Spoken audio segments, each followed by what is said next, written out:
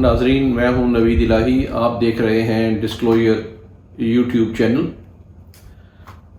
آج جس موضوع پہ میں بات کر رہا ہوں وہ دو پولیس اہلکاران کی شہادت ہے. اسلام آباد میں 4 جون کو ایک ہیڈ کانسٹیبل اشتیاق رانجھا اور کانسٹیبل بشیر شاہ اسلام آباد کے شمس کالونی ایریا میں IGP روڈ پہ معمول کی گشت پہ تھے جب دہشت گردوں نے ان کو گولی مار کر شہید کر دیا.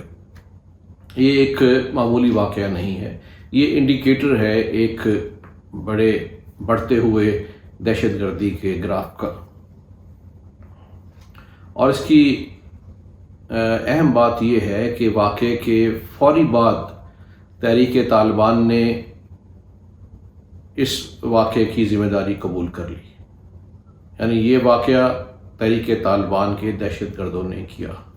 اور اس کے بعد وزیر داخلہ نے یہ کہا کہ اسلام آباد میں 2018 سے لے کے اب تک 9 پولیس اہلکار دہشت گردوں کا نشانہ بن چکے ہیں، اور یہ بھی کہا کہ پاکستان میں دہشت گردی بڑھ رہی ہے. ان کی یہ بات ٹھیک ہے، کیونکہ اگر آپ اس سال میں ہی دیکھیں 10 جنوری میں راولپنڈی میں ایک پولیس کانسٹیبل کو اسی طریقے سے گولی مار کر شہید کیا گیا.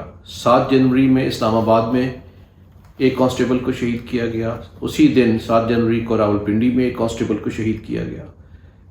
4 مارچ کو راولپنڈی میں ایک کانسٹیبل کو اسی طریقے سے گولی مار کر شہید کیا گیا. پھر 23 مارچ کو راولپنڈی میں ایک کانسٹیبل کو شہید کیا گیا.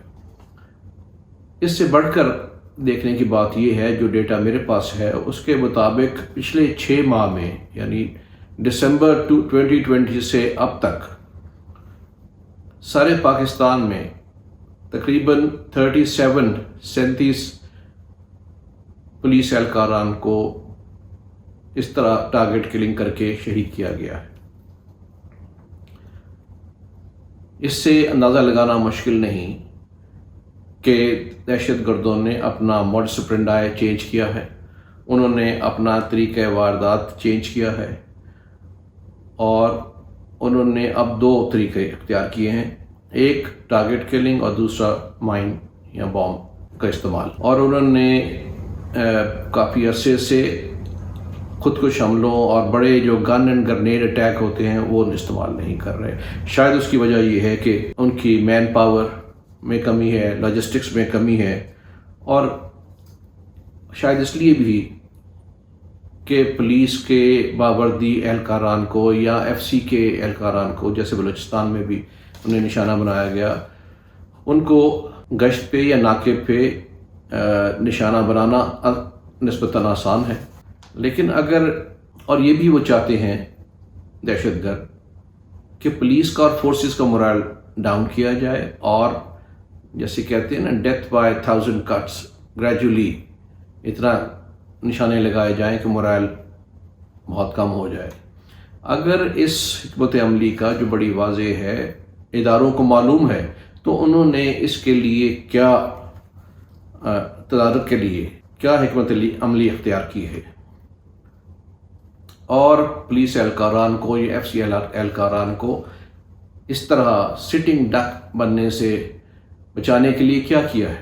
دیکھیں، اس کے 2 طریقے ہو سکتے ہیں. یا تو آپ کی فزیکل سیکیورٹی ان کی ایسی کی جائے، نمبر 1. یعنی فزیکل سیکیورٹی میں سمجھتا ہوں کہ سب سے پہلے تو آپ ان کو باڈی آرمرز دیں، بلٹ پروف جیکٹ دیں، خاص طور پر ان علاقوں میں جہاں یہ سمجھ رہے ہیں کہ وہاں پہ خطرہ زیادہ ہے. سیکنڈلی، جہاں پہ 2 کانسٹیبل گشت کر رہے ہیں وہاں پہ 3 کریں، اور سڑک کے دونوں طرف انہیں فاصلے پہ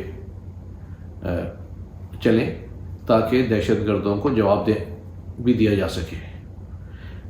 اور اسی طرح ناکے پہ بھی ایک کانسٹیبل کو دور کھڑا کیا جائے 20 فٹ کے فاصلے پہ، 15-20 فٹ کے فاصلے پہ، تاکہ وہ بھی دہشت گردوں کا نشانہ بننے کے بجائے ان کو پہ حملہ کر سکے.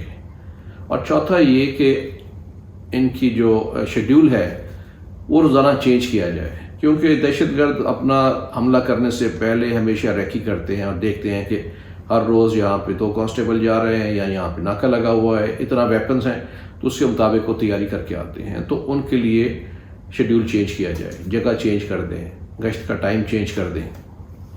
تو یہ چیز، لیکن زیادہ امپورٹنٹ اس سے یہ ہے، یہ تو فزیکل سیکیورٹی ہے، کہ انٹیلیجنس ورک کیا جائے.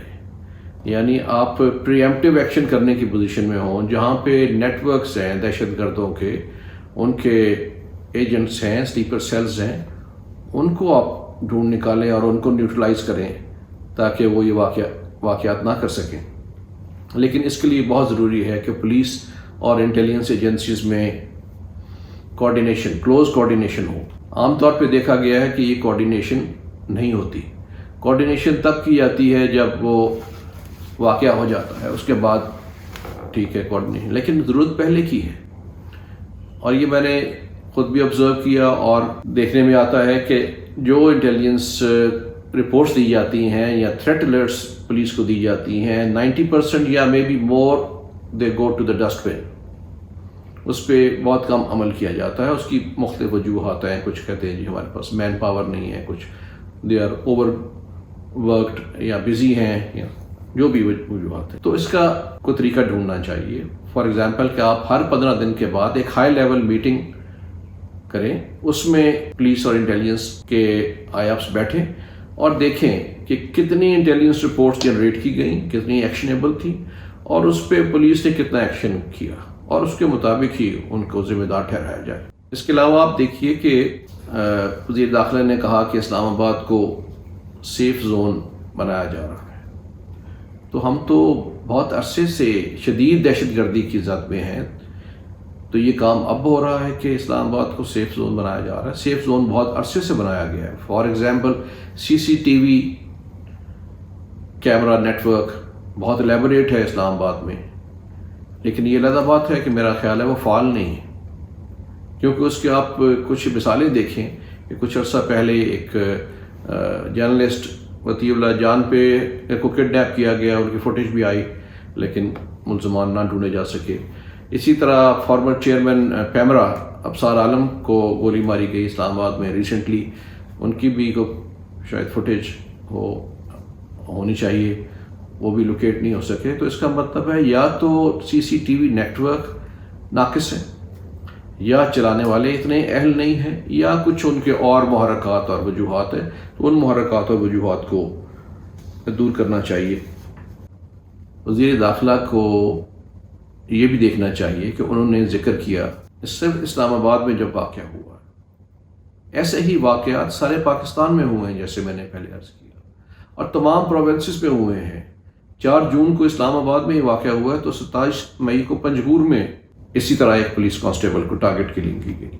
6 ماہ میں تمام پاکستان میں، یعنی KP میں آپ دیکھیں، مختلف شہروں میں، کرک میں، بنو میں، اس کے بعد ڈیرہ اسماعیل خان میں، کراچی میں، شکارپور میں، لاہور، گجرانوالہ، اسلام آباد، پنڈی، ہر جگہ یہ واقعات ہوئے ہیں. 37 سے زیادہ پولیس کانسٹیبل کو ٹارگٹ کلنگ کی گئی ہے.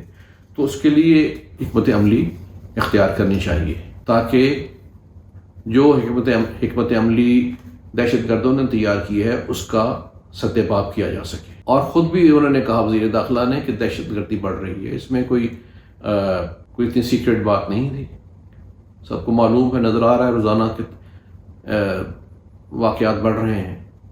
تو اس کے لیے بھی ہمیں ابھی سے کوئی انتظام کرنا چاہیے.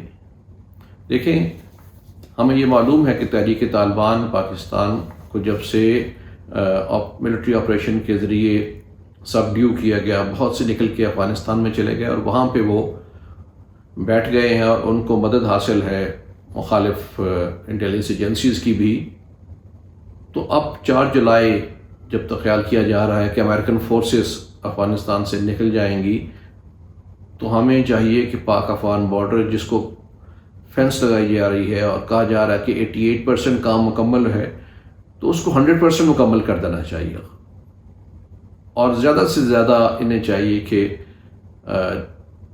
11 سپٹمبر تک یہ کام مکمل ہو جائے، جب امریکن فورسز کا پورا انخلاء افغانستان سے ہو جائے گا، تاکہ کوئی دہشت گرد ان علاقوں سے پاکستان میں داخل نہ ہو سکیں، اور ہم جو اندر موجود ہیں ان کو پراپرلی ٹیکل کر سکیں. کچھ اطلاعات یہ ہیں کہ شوال اور وسطیٰ کے علاقوں سے افغانستان میں سے، کیونکہ بڑا ٹریچرس ایریا ہے، وہاں سے پورس بارڈر سے نکل کے دہشت گرد پاکستان میں داخل ہو رہے ہیں. تو ان کو ابھی سے ٹیکل کیا جانا چاہیے تاکہ ہمارے تمام شہر، تمام صوبے ان سے بچ سکیں. شکریہ.